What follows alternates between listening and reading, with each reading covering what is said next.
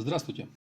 И сегодня в нашей рубрике «Хватит врать» вновь блистает полюбившийся многим известный врунишка, рецидивист с дипломом Алексей Навальный.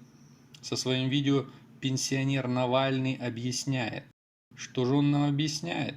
Послушаем. Чтобы вас никто не обманул, давайте-ка мы с вами рассмотрим вопрос повышения пенсионного возраста на... Все, что делает Навальный, сделано ради блага народа и из благородных побуждений. На самом деле, конечно, нет, и вы очень скоро в этом убедитесь. на одном конкретном пенсионере. Вернее, будущем пенсионере, и назовем его Навальный Алексей Анатольевич, 1976 года рождения, мой полный тезка, и сейчас ему, как и мне, 42 года. В 60 лет он выйдет на пенсию, а еще через 6,5 лет он умрет. Потому что он у нас средний россиянин и живет, согласно статистике, до 66,5 лет. Вот мы имеем вранье номер один. Обе цифры сами по себе не вызывают возражений, они верны, каждая в отдельности. Но вот взятые вместе, эти цифры обман.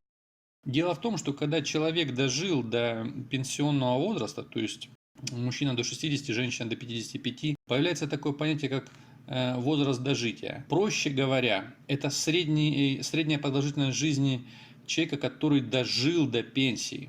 Ведь на общую среднюю продолжительность влияет наркомания, алкоголизм, аварийность, преступность. И от этого люди умирают в основном молодыми, сдвигая средний возраст вниз. Но те люди, которые дожили до пенсионного возраста, имеют продолжительность жизни гораздо выше, чем средняя. Почему? Да потому что вы когда-нибудь слышали про пенсионеров лихачей, пенсионеров-наркоманов. Я тоже нет.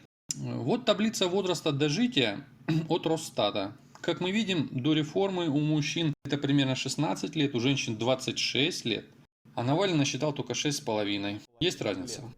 Президент и правительство недавно обрадовали россиянина Навального. Сказали ему: поздравляем, так классно, теперь ты выйдешь на пенсию в 65 лет. И, соответственно, умрешь через 1,5 года после выхода на пенсию. Вообще-то правительство отдавало себе отчет в том, что реформа будет непопулярной.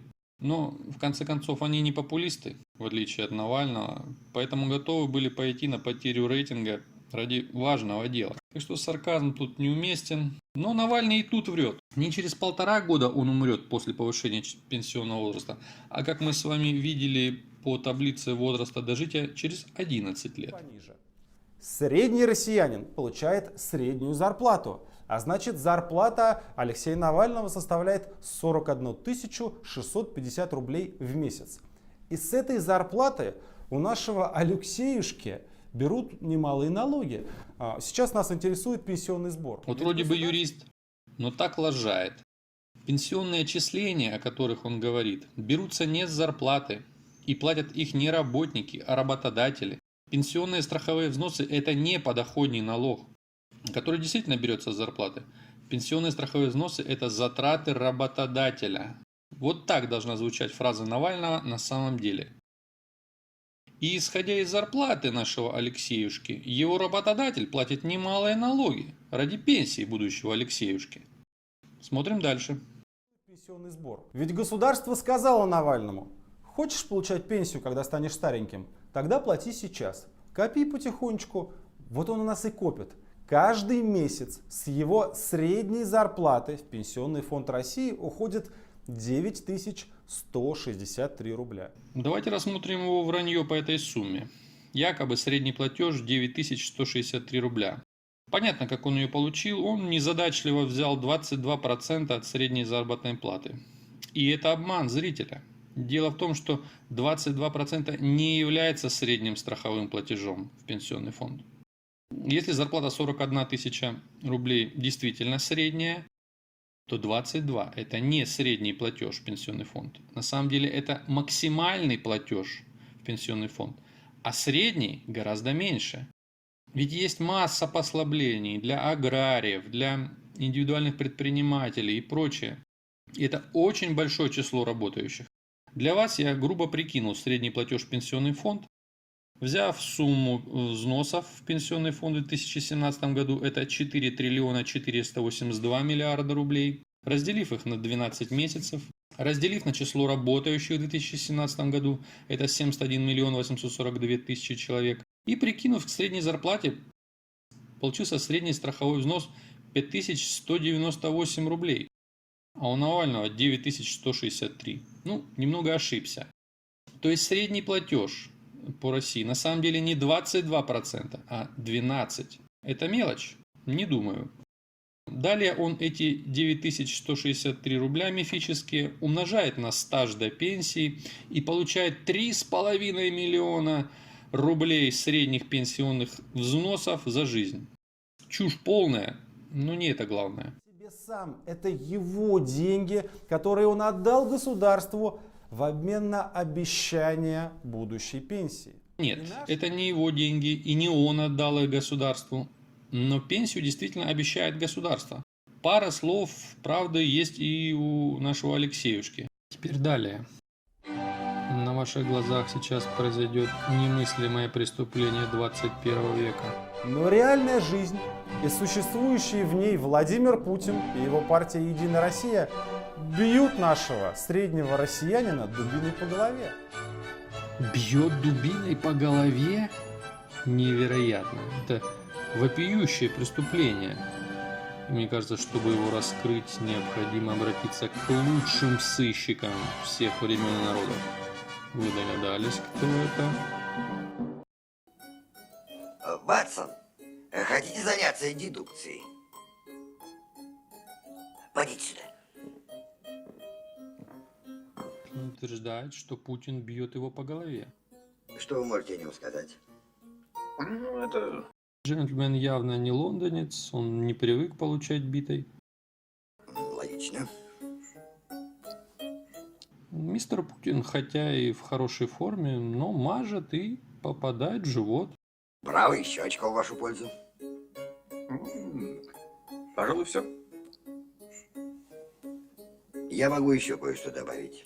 Жертва – это российский популист, имеет диплом юриста, финансируется из-за границы.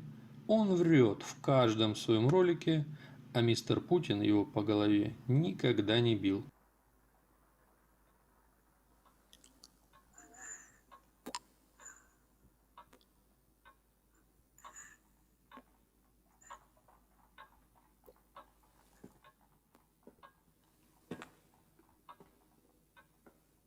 После истории с часами я готов верить всему, что вы скажете. Но черт возьми. Как? Нет ничего проще, дорогой Ватсон.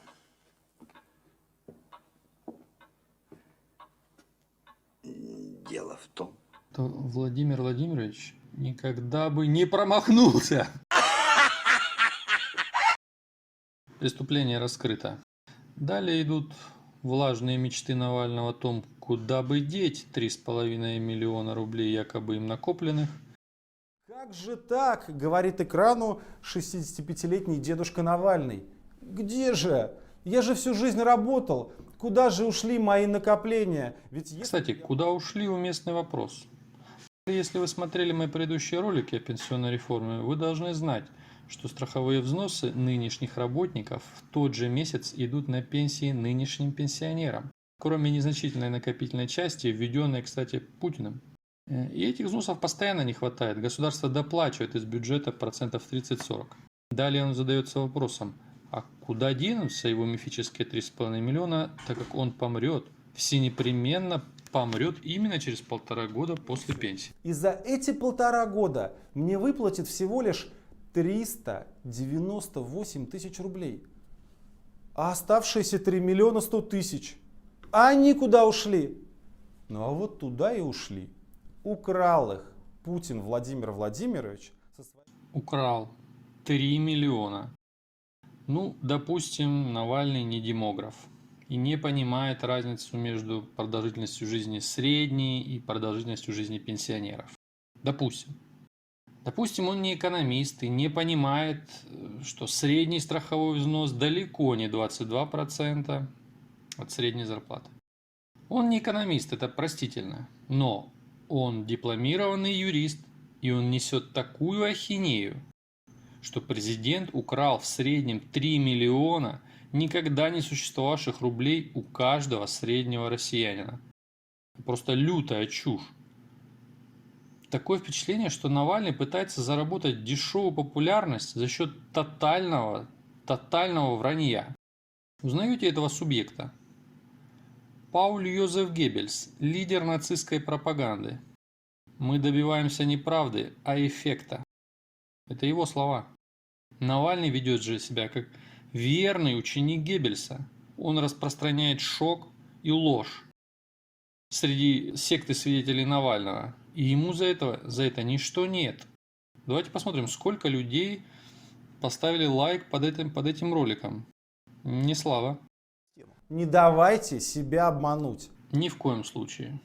Я вам искренне рекомендую для этого меньше слушать Навального. Ну а Алексеюшке хватит врать. Подписывайтесь, ставьте лайк и до новых встреч.